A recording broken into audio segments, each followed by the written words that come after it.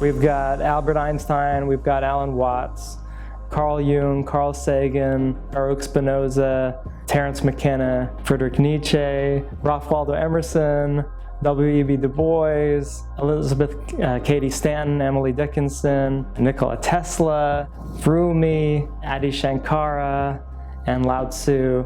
Basically all the most influential and popular people who believe that everything is connected and everything is divine.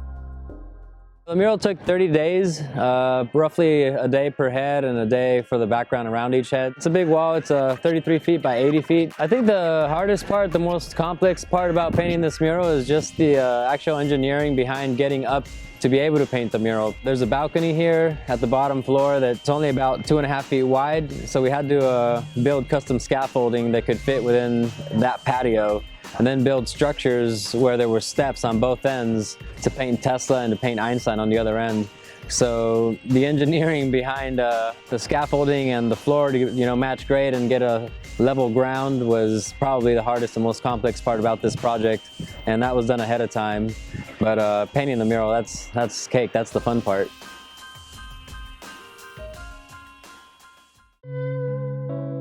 I really looked at the building like a canvas. I thought, that's an amazing space. It's right on Oceanfront Walk. It's the first building right after the boardwalk, and we made it the Paradise Project headquarters. When I came up to LEVI, I started looking at all his work, and I was really impressed. And one of his murals was actually of Albert Einstein. And when I saw that, I knew that he was our guy. I showed it to Perry, and I was like, this guy's unbelievable. I like making things pop. I like things to be a little bolder, so I tend to push colors. I tend to do what I'll call a half outline, right, where I want something to pop, so I won't necessarily give it an outline, but I'll give it a half outline. It's just meant to give it a little more pop.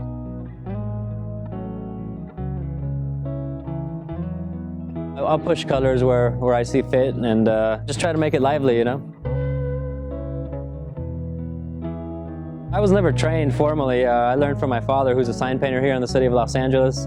As a kid, I didn't really have a babysitter. Whenever I wasn't in school, I'd go hang out with my dad and paint signs all over LA. And that's how I got into it. That's how I got into putting imagery on walls.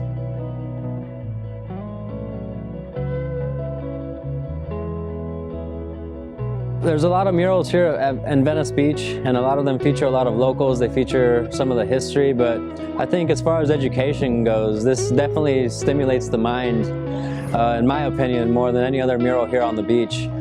It sparks conversations. People automatically want to take a stab at their trivia knowledge and see who they can recognize.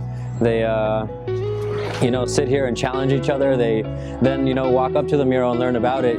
There's signs with information, and all of a sudden a conversation is had about what they have in common, about what this mural is about what each person was about. And you find debates happen all the time because there's such an array of people featured in the mural that people start debating. They say, oh, this person shouldn't be up there. This person should be up there. Oh, well, why do you think? Why do I think? And all of a sudden, there's conversations being had that I don't think are really happening anywhere else. So it's a beautiful thing to bring to the boardwalk, to bring to Venice Beach, and I was happy to be a part of the project.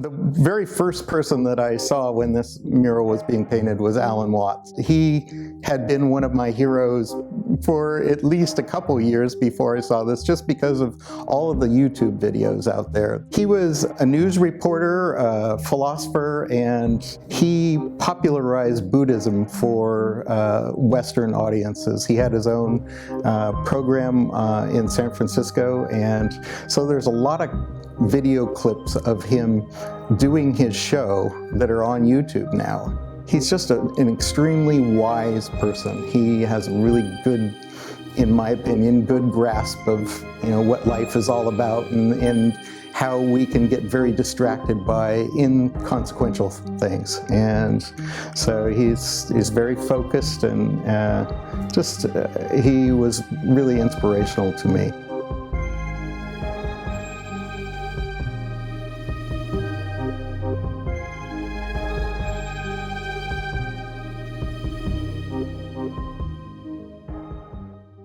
The second person that I saw, which is probably the one that people see the most, is Albert Einstein. I have multiple books from him, and that's, I mean, you know, he's considered one of the smartest people ever to have lived. So it was kind of an obvious there that I would be, you know, curious about what this guy thought about. I was particularly interested what he thought about in terms of God. As a scientist, you know, I was curious, does he believe in it? And it turns out that he's made multiple comments about that. He said he was not an atheist, but that he believed in the God of Spinoza. Spinoza is actually on the mural as well. He's considered kind of the founder of pantheism in the sense of believing in a God that was not supernatural, but that was part of everything. And that made sense to me, that a scientist could see God in all of these mathematical equations that he was working on, and have a profound sense of reverence and awe for all of these patterns that he was discovering, and yet not believe necessarily in, you know, father figure in the sky, kind of an anthropomorphic God. So, you know, it made sense to me that he would believe that way.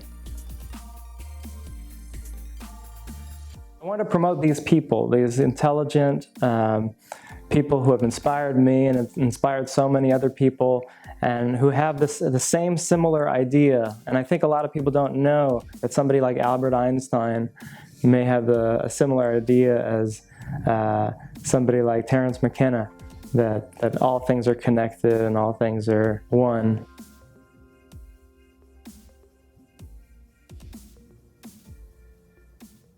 I wanted to get this image out there, and get the idea of pantheism out there. These are historic figures. It doesn't matter who's looking at the wall. There's a lot of interest in them one way or the other. And if it brings interest, whether it's positive or negative, one way or the other, we're educating people about figures that you just don't see murals made of.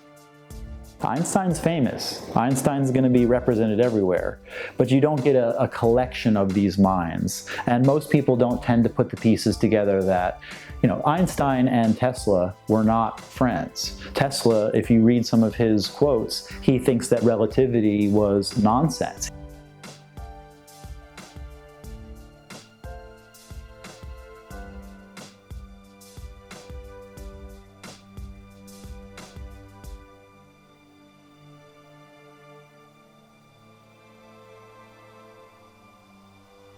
It was an idea that had wonderful mathematics, but very little substance.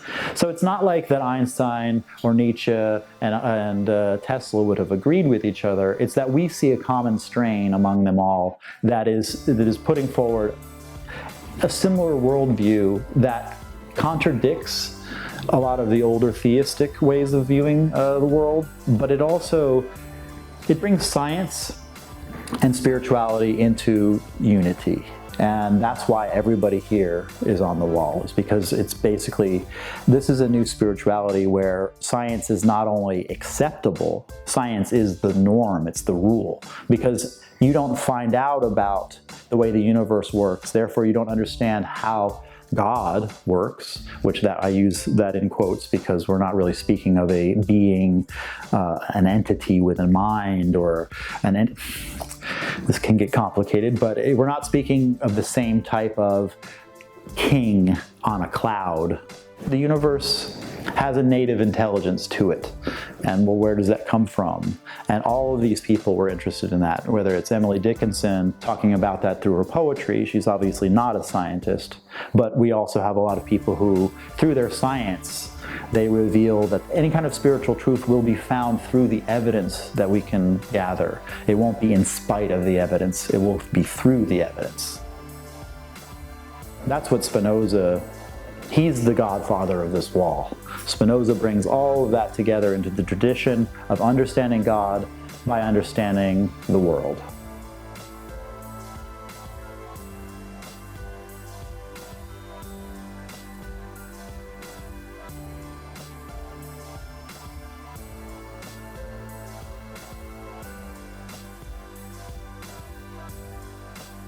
it's accomplished much more than I ever imagined it would. I mean, I just wanted to celebrate, you know, this philosophy and these people.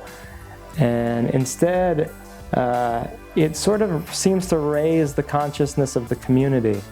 We're in a community that's very free-thinking and loving, and the intellectual basis behind all of that is a philosophy like pantheism, a philosophy of spiritual but not religious, you know, and these intellectuals and scientists and poets that we have on here are sort of the great-grandparents of a place like Venice Beach, California.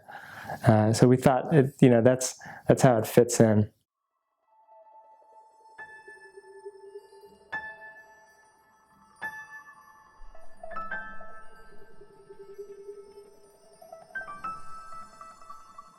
The community is really grateful. I mean, people have been very happy, much more happy than I would have expected. I thought maybe it would be something that's not so, maybe didn't fit in. Maybe it was just people like me, strange people that were into this kind of stuff. But no, you know, I get thanked all the time. Every time I'm out there, people are like, you know, thank you for doing this. This is so amazing. It's very good for the community and that sort of thing. It's amazing what art can do in certain circumstances. You know, just seeing this beautifully depicted group of people, many of whom I idolized, all on one wall. And it's like, wow, who is the person that thought of that? Because I want to meet that person. It did exactly what Perry wanted it to do. That's what's really fascinating. He's trying to gather people together that sort of think in a certain particular way, and he absolutely did it with me. Pantheism for me is a divine connection, that we are all connected, we are all one. The air I breathe in and breathe out, to me, is God. God is always here, always around us.